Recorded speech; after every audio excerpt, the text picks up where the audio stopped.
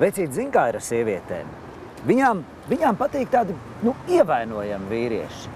Saprot, viņām nevajag tur perfektos, krūtos džekus, ja tad, es attieksmes ziņā domāju.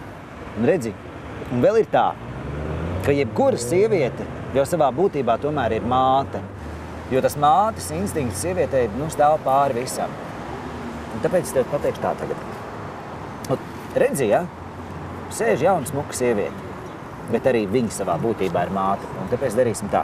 Tu viņai pieies klāt un ļausi viņai par tevi rūpēties. Parādīs, ka tu esi ievainojams, parādīs, ka tevi ir jūtas un ļausi, lai viņa par tevi rūpējas. Un saprot, tā sieviete viņu uzreiz atplauks. Man liekas, ka varētu pamēģināt. Es pamēģinu.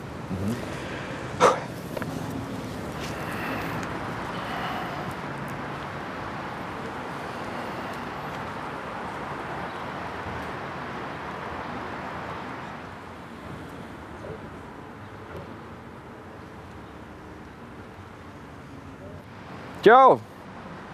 Es esmu Gunārs.